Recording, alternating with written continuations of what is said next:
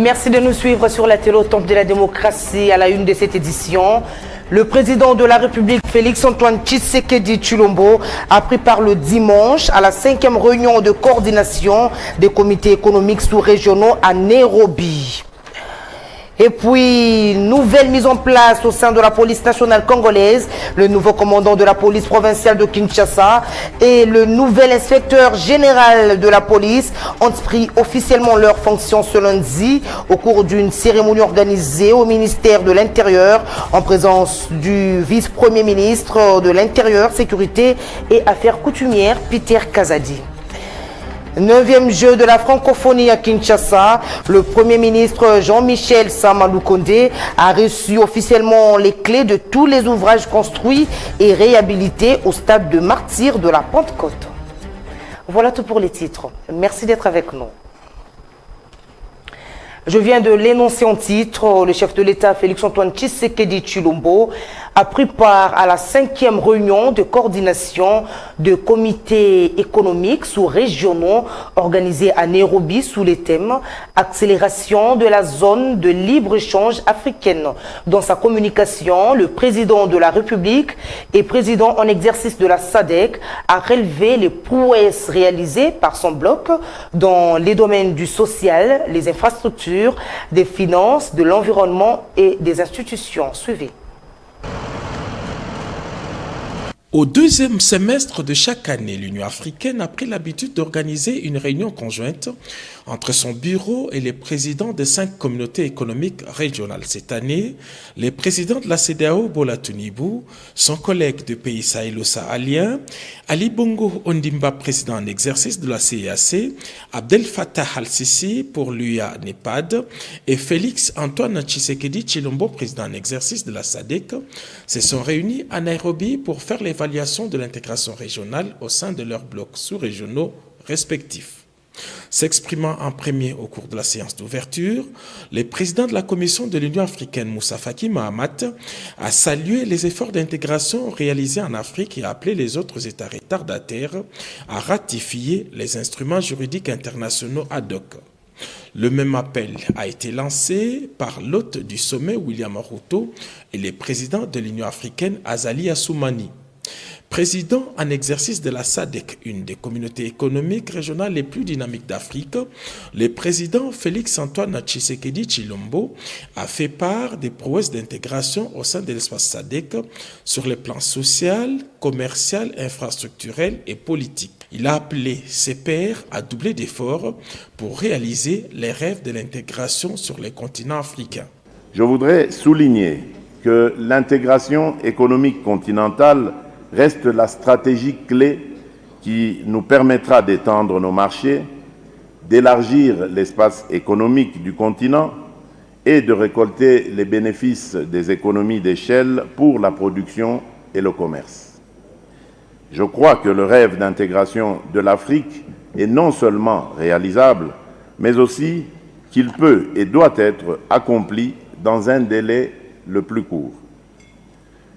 Je lance donc un appel à vous tous pour que nous continuions à relever les défis identifiés et à mettre en œuvre les recommandations qui ont été formulées afin de garantir que nous progressions davantage dans la réalisation de nos objectifs communs d'intégration. Je vous remercie. En marge de cette réunion de Nairobi, le président de la République Félix-Antoine Tshisekedi Tshilombo a eu quelques rencontres bilatérales avec le président William Ruto, l'adjointe au secrétaire général des Nations Unies Amina Mohamed et avec l'envoyé spécial du président de la République de Corée du Sud. Dans l'actualité également ce lundi, une nouvelle mise en place à la police nationale congolaise. Le général Blaise Mboula Kilimbalimba est désormais le nouveau commandant de la police provinciale de Kinshasa. Il a pris officiellement ses fonctions en remplacement du général Silvano Kassongo à l'inspection générale de la police. C'est le général Yav Mouchid qui prend officiellement la commande en remplacement de Dieudonné Amouli. La cérémonie était organisée à la vice-primature de l'Intérieur. Nous y reviendrons avec force détail dans nos prochaines éditions. Direction à présent l'hôtel du gouvernement, à quelques jours de du 9e jeu de la francophonie à Kinshasa. Le Premier ministre Jean-Michel Samaloukonde a reçu officiellement les clés de tous les ouvrages construits et réhabilités au stade des Martyrs de la Pentecôte en marge du lancement de ces jeux qui se tiendront durant 10 jours, soit du 28 juillet au 8 août prochain dans la ville-province de Kinshasa. Zed Moukoko nous en dit plus. C'était au cours d'une cérémonie en grande pompe en présence de plusieurs membres du gouvernement, notamment le ministre de la Communication et Médias Patrick Mouyaya, le ministre des Sports Claude-François Kaboulo-Mwana Kaboulo, de la directrice du Comité international de jeux de la francophonie Zéina Mina, ainsi que du directeur national des jeux Isidore Kwanjangembo, que le Premier ministre Jean-Michel Samaloukonde Kyenge a reçu officiellement le clé de tous les ouvrages construits et réhabilités au stade de Martyrs de la Pentecôte. Ces 9e jeux de la francophonie sont voulus festifs et accessibles à la population. Ils vont se dérouler sous un format unique, alliant concours culturels et épreuves sportives de haut niveau. Au programme, durant 10 jours, 11 concours culturels, 9 compétitions sportives, des multiples animations périphériques, des cérémonies officielles et festives qui seront retransmises en direct sur des chaînes internationales. Intervenant à cette soirée à laquelle des artistes musiciens congolais étaient conviés à agrémenter, le ministre de la Communication et Médias, Patrick Mouyaya, a indiqué que ces jeux de la francophonie sont placés sous les signes de l'espoir. Du 28 juillet aussi au 2023, des athlètes des pays membres de la francophonie vont compétir ici dans la ville-province de Kinshasa. Le décide choisi, à savoir les stades de Martyrs et les stades Tata Raphaël, sont prêts pour accueillir les compétitions. Ici, il est noté qu'en marge de cette cérémonie, une grande caravane a été organisée dans la capitale congolaise afin que la population s'approprie et s'émette dans l'ambiance de 9e jeu de la francophonie.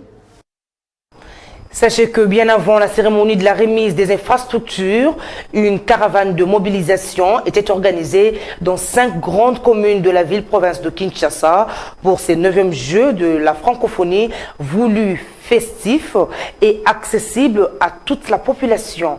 Reportage Z Moukoko une fois de plus. À 12 jours de 9e jeu de la francophonie, événement que le peuple congolais attend avec impatience, une grande caravane de mobilisation a fait vibrer 5 grandes communes de Kinshasa. Alors que nous enregistrons déjà l'arrivée de premières délégations, d'un autre côté, la ville est mouvementée et brille aux 1000 couleurs de 9e jeu de la francophonie. Motards, rollers, danseurs, comédiens, tous se sont donné rendez-vous sur une même scène, sillonnant la ville-province de Kinshasa. Partant du point de départ à la commune de Lingwala, en passant par Limete, Lemba, Matete, pour revenir enfin au point de départ, une ambiance indescriptible atteignant en haleine, passants, commerçants, marchands, bref, tous ceux qui se trouvaient sur le passage du cortège. Des bus décorés avec des éléments de visibilité mettant en exergue Massano, la mascotte de 9e jeu de la francophonie, et des messages forts tels que Lisanona Massano, Francophonie Oye et Zaya Bisso. Comme point de chute, la caravane de mobilisation s'est achevée au stade de Martyrs de la Pentecôte par un concert à la tombée de la nuit. Manifestation culturelle qui a connu la participation des autorités de la ville, là où il y a eu lieu la cérémonie de remise des infrastructures.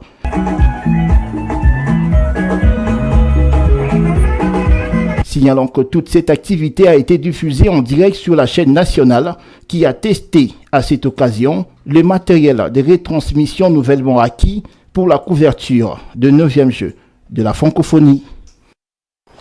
Autre chose à présent, le ministre des Infrastructures et Travaux Publics, Alexis Gizaro, a lancé le samedi dernier au village Mangala, dans le Congo central, les travaux de la réhabilitation de la route nationale numéro 12 dans son tronçon Materno Tchela Singini. Cette route sera construite et modernisée dans le programme sino-congolais. Fabien Sébélès. 3 temps forts ont marqué cette cérémonie de lancement des travaux de réhabilitation de la route Materno Tchela Singini. La conduite de l'engin par le ministre des ITP pour marquer le début de travaux, l'inspection par la délégation de l'état actuel de la route et les discours de circonstance. Dans son mot de bienvenue, le gouverneur du Congo central, Guy Bandou, a expliqué les attentes de sa population par rapport à ce projet. Nico Nzaou, directeur général de l'Agence congolaise des grands travaux, maître d'ouvrage délégué du ministère des ITP sur ce projet, a fait savoir dans son propos que cette réhabilitation a une portée historique du fait qu'elle permettra de rendre son honneur à Joseph Kasavubu qui est enterré à Singini. La réalisation effective des travaux de réhabilitation et de modernisation de cette route qui mène vers Singini, lieu d'inhumation du président Kasavubu et son élévation au rang de héros national, marque la volonté du président Tshisekedi de faire persister dans la mémoire collective de l'humanité le nom du feu président Kasavubu d'heureuse mémoire. L'élévation et la grande considération du prophète Kimbangu et une fois de plus le lancement imminent des travaux de la route de Nkamba, terre sacrée du kimbangisme, marque la volonté du chef de l'État d'améliorer les infrastructures du Congo central et par ricochet d'améliorer les conditions socio-économiques de sa population qui lui est infiniment merci. En plus de conscientiser la population à faire bon usage de cette route une fois achevée, Alexis Guizarro, ministre des ITP, promet de veiller au grain pour que le projet reçoive effectivement tous les fonds qui lui sont alloués afin de permettre l'exécution sans faille. Effort na biso ba makanisi nyonso totie sika moko lelo yo oyo ezalaki promesse oyo ezalaki plaidoyer lelo ekomi réalité tomibeta biso nyonso maboko. Lors de la visite de quelques 10 km partant de Mangala vers Lemba, la délégation a effectivement évalué l'état de dégradation assez avancé dans lequel se trouve actuellement cette route. Celui qui veut s'enrichir doit construire la route, dit une célèbre maxime. À nous, Congolais, de construire nos routes. Direction à présent les provinces. La ministre nationale de l'Environnement, Eve Bazaïba, est arrivée à Lubumbashi ce lundi pour une mission officielle. Elle était accueillie à l'aéroport de Luano par le ministre de la Santé, Joseph Sambi, et la commissaire aux affaires sociales, Mireille Likoufia. Dans son agenda, Eve Bazaïba visitera certains services provinciaux de l'environnement. On l'écoute au micro de votre rédaction.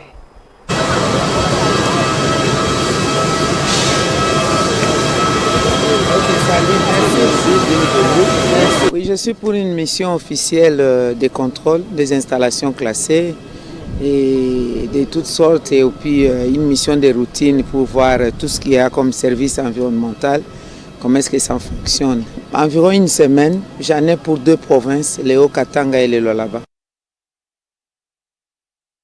Le ministre des Transports, Marc Ekila Lukombo, et son homologue sud-africaine ont effectué le samedi dernier une descente au poste frontalier de Kasumbalesa. Suivez. C'est une forte délégation mixte RDC-Afrique du Sud qui est descendue à la frontière de Kasumbalesa avec à sa tête Marc Ekila Lukombo, ministre congolais des Transports, et sa collègue sud-africaine Sindisiwe Chikunga, pour cause étudier les voies et moyens de décongestionner la route Kasumbalesa et rendre fluide le trafic. Des explications reçues de la salle de contrôle du poste frontalier de Kasumbalesa, il ressort que c'est une moyenne de 350 camions à l'export et plus de 400 à l'import qui est observée journalièrement. Pour le ministre congolais des Transports, Marc Ekila, le poste sec de Kasumbalesa est une solution efficace face à cette situation. Parce que l'une des réponses à trouver passe par le port sec de Kasumbalesa. Et nous pensons que le plus vite possible que nous pouvons rendre ce port sec-là opérationnel, nous aurons résolu près de 70% des problèmes qui se posent au poste frontalier de Kasumbalesa.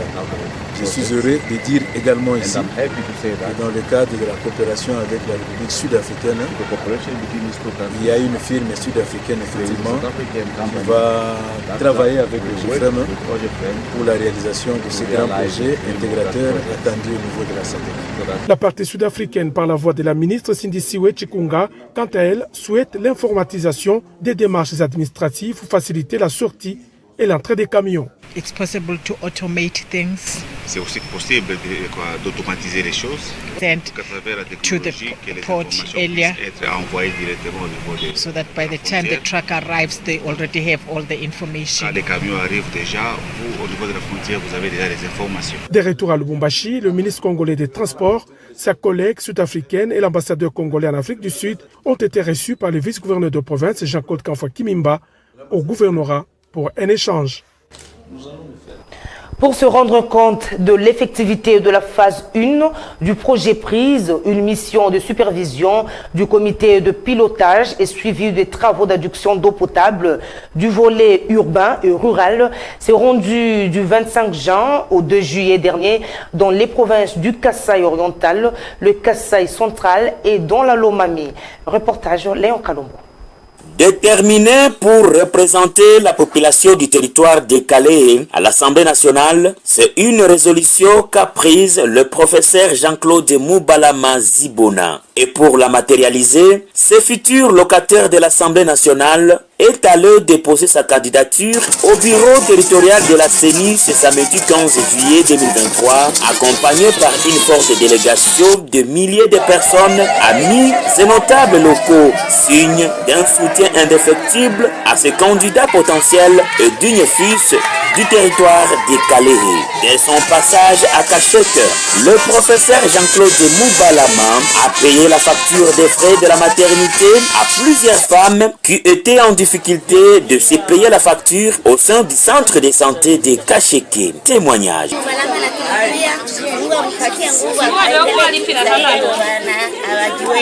Moubalama,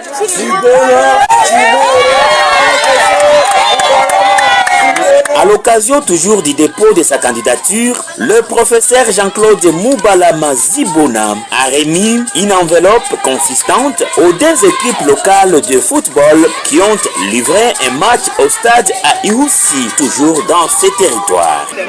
Et les matchs qui s'est joué aujourd'hui, c'était pour permettre à la population d'être égayée à l'occasion de cette cérémonie du dépôt de ma candidature. Émettant son opinion face à l'actuelle fièvre du processus électoral, la crème estudiantine du territoire de Calais estime que la population devrait être vigilante et apporter un soutien indéfectible à la personnalité du professeur Jean-Claude Moubalama au regard des valeurs qu'il incarne pour l'émergence de ces territoires. Il s'est dénoté que le prof Jean-Claude Moubalama, sa candidature a été retenue sur la liste d'un parti mosaïque de l'IDPS Tshisekedi.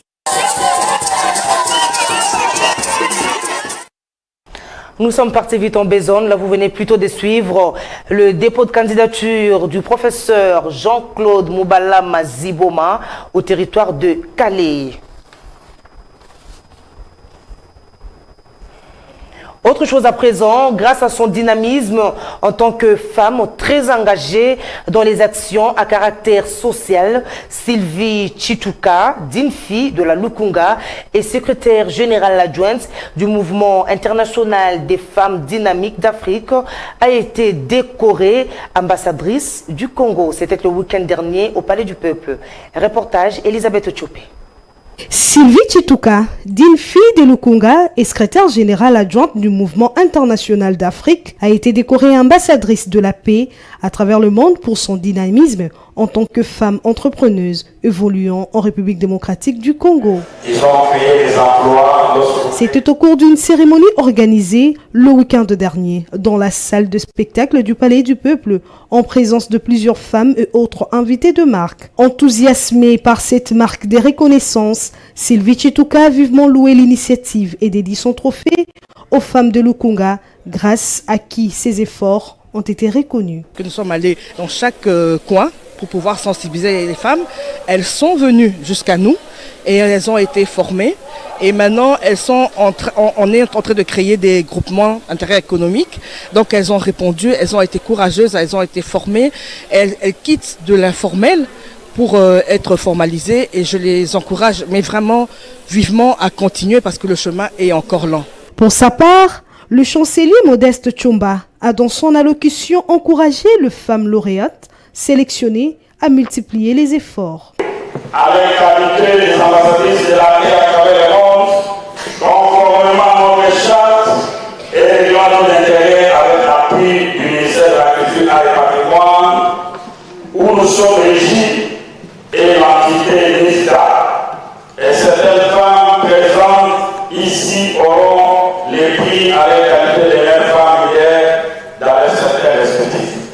Notez qu'au total, 5 femmes ont été décorées comme ambassadrices de la paix à travers le monde et 2 autres ont reçu le brevet de meilleures femmes leaders dans leur domaine respectif.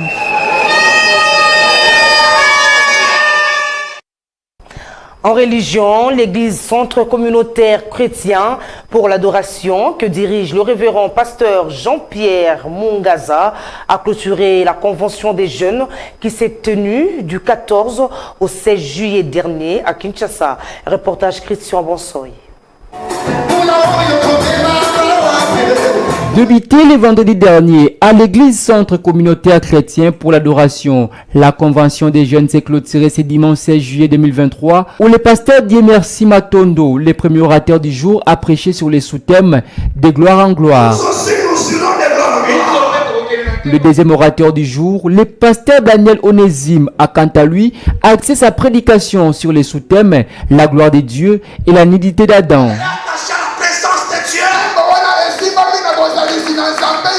Le révérend pasteur Jean-Pierre Mungaza, représentant légal du CCCA, a pris un temps fort de prière avec ses fidèles avant de se livrer à notre micro.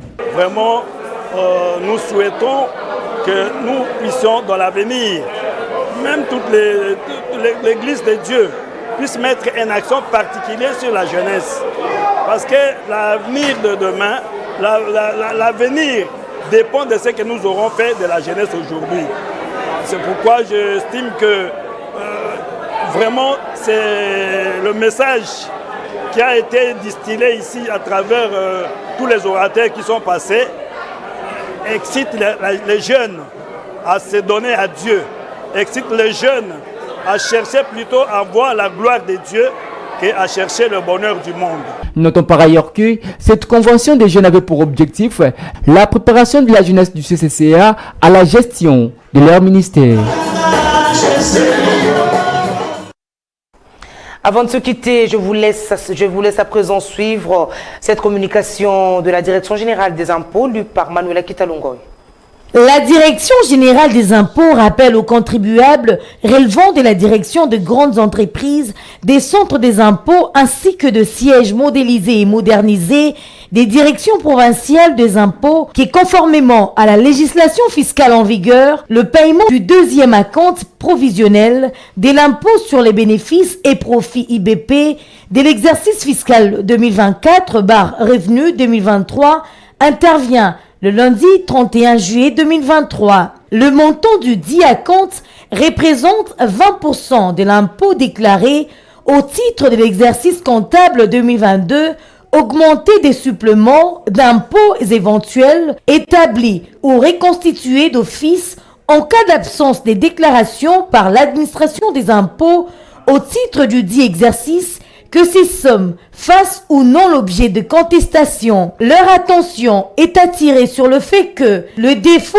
ou l'insuffisance de paiement dans le délai légal donnera lieu à l'application d'une amende égale à 50% de l'acompte non versé. Par ailleurs, l'imputation éventuelle du crédit d'impôt n'est autorisée que dans la limite de 20% du montant de l'acompte dû. Conformément au communiqué du 29 décembre 2020 du ministre des Finances portant utilisation obligatoire du logiciel Isis Régie et au décret numéro 007/2002 du 2 février 2002 relatif au mode de paiement de dettes envers l'État tel que modifié et complété par le décret numéro 20/019 du 21 août 2020 et ses mesures d'exécution, les contribuables concernés par le paiement de cet acompte sont invités à télécharger le bordereau de versement d'acompte à partir du site web de la DGI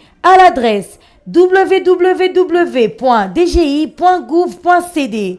Aussi, les contribuables sont-ils invités à privilégier la transmission par voie électronique en format PDF du bordereau de versement d'acompte provisionnel et de la preuve de paiement du dit acompte provisionnel aux adresses électroniques suivantes selon les cas. Communiqué du directeur général des impôts, Barnabé Mwakadi Mwamba.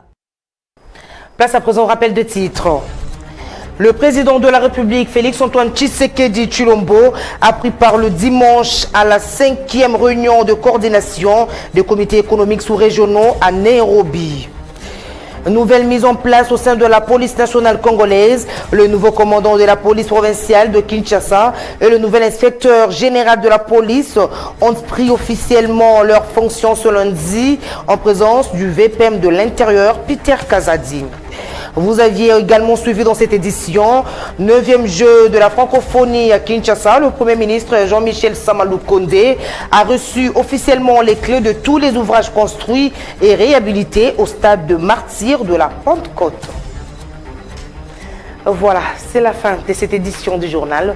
C'était un plaisir pour moi de vous la présenter. Restez branchés sur la télé au temple de la démocratie.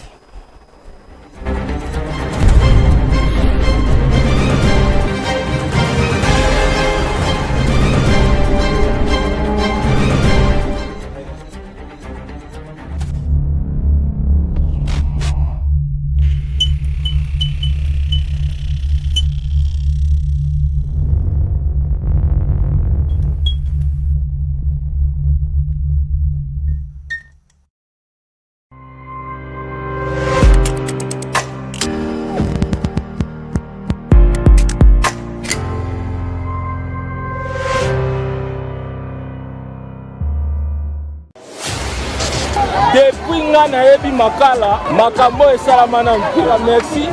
La présidente de la République, Fachi Beton. Moussala Yango et Salam. Moussala Yango et Monani. Papa Fachi, je le coup, Moutandi Makité. Donne la boye, c'est boye. C'est pas le coup, Yangoyo, et Yano Yamukuse na metuna ebele. Asali nini, tomoni nini, bilan eza wapi. Yangoyo, nde ekati makambo. Yangoyo, ezolakisa ba beton ebele pe ya kobosana te. E yano, yangoyo. Et bienvenue mesdames et messieurs, la vulgarisation des actions du président de la République est notre cheval de bataille. Nous nous retrouvons dans les territoires des Bafasende, nous sommes dans la province de la Tchop et vous allez comprendre pourquoi nous nous retrouvons ici dans ces territoires des Bafasende. Je ne vous donne pas plus de détails, je vous prie juste de suivre cet élément et puis on aura un expert qui va revenir avec moi sur tous les détails des fonds en comble de l'importance de cette route initiée par l'un des warriors du président de la République.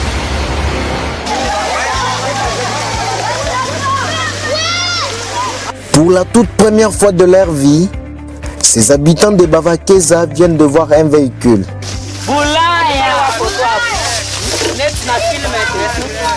L'émotion est vive, ce sont des sourires jusqu'aux oreilles. Chacun s'empresse à immortaliser cet événement par le toucher de ces deux engins roulants. Ces images sont tournées ce dimanche 28 mai 2023 dans le village de Bavakeza, territoire de Bafouassende. Nous sommes dans la province de la Tchopo.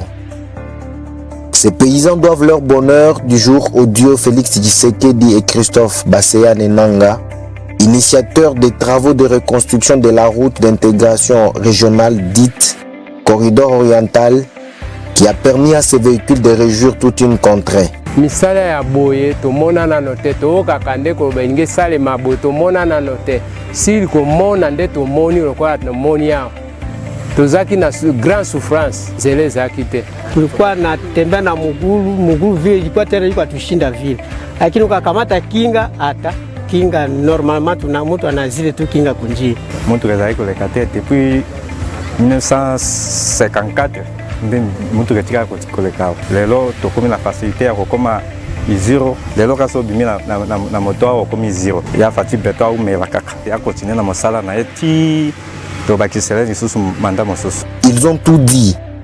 Le corridor oriental est un projet de cœur du président de la République qui a donné des instructions au gouverneur de l'ancienne province orientale pour reconstruire cette route qui part d'Aru, frontalier de l'Ouganda, jusqu'à Kisangani, chef-lieu de la province de la Tchopo, en passant par les provinces de Bazuélé et Haut-Tuélé, ce en guise du désenglavement. Le gouverneur de province du Haut-Tuélé, Christophe Basseya Nenanga n'a pas lésiné pour amener ses travaux en dehors de son entité, soit dans la Tchopo voisine. Au Tuélé, cette route part de la rivière Nava, où l'office des routes poursuit les travaux du remplacement du vieux pont de l'époque coloniale par le nouveau du nombre de 200 ponts métalliques modulables acquis dans le cadre du partenariat entre la RDC et la France. De ce point de départ jusqu'à la rivière qui sépare les villages Bavakeza et Bavadili, ce tronçon du corridor oriental a connu divers travaux. Ici, la construction des ponts, là-bas l'ouverture et l'élargissement de la piste de roulement avant le compactage. Tout est fait à la grande satisfaction des premiers bénéficiaires, ces nombreux habitants du Congo profond. tozalaka na esengo na nzela ya kotonda mpo oyo osaleli biso bonene osaleli biso toyebi te soki esengo yango ekosukaka na kati ya bomoi na biso mobimba souffrance toyoka na nzela oyo tozalaki kosala babilanga bakoni ezobeba na zamba to mosu tokomema mwa eloko moke ozokende souffrance ya kosakana te ntango aye kobongisa nzela tozwi kimia koni okotiaka na balabala basombi eloko nonta su pondu otie na nzela basombi makemba na nzela tozangi nde ya kopesa ye nde tokabela nde eloko oyo moto ozwi na eloko te opesi ata ye mwana kai papa bolamu osali biso zwa nano mwana mpo na yo nakabeli oyo ye kado ma tobanda kosufri na nzela toosala ba 2 jours mpo nokoma libambisiro me lelo ekomi kaka na 5 minute fati beto tosepeli makasi tosenga na nzambe royaume ekota na Congo lokola Museveni azokotia na Uganda. L'impact de la reconstruction de cette route n'est pas à rechercher. Les habitants des villages qui la longent ont la chance d'évacuer les produits de leurs champs en même temps qu'ils reçoivent les manufacturés venant des différents centres commerciaux, particulièrement Isiro, chef-lieu de la province. Leur satisfaction a tout pour dire en lingala, Yango les bilans, Yango les développements. Alors, nous revenons ici sur le terrain et je vous ai dit qu'on doit s'entretenir avec un expert. Un expert, vous pouvez venir? Alors, bonjour mon frère. Bonjour. Alors, la caméra est devant nous. Ouais. Alors, pourriez-vous vous présenter devant nos téléspectateurs qui nous regardent partout à travers le monde? Voilà, je m'appelle José Junior Wawa, je suis le coordonnateur de la cellule de communication du gouverneur de la province de Tuélé. Je suis très heureux que vous puissiez me recevoir sur votre plateau. Justement, c'est pour parler de cette route. Vous êtes d'une autre province, mais vos interventions vont jusque dans la province de la Tchopo. Qu'est-ce qui se passe au juste? Alors, cette route pour le gouverneur, c'est une route qui sera déjà une contribution de la province de l'ex-province orientale pour ce développement endogène.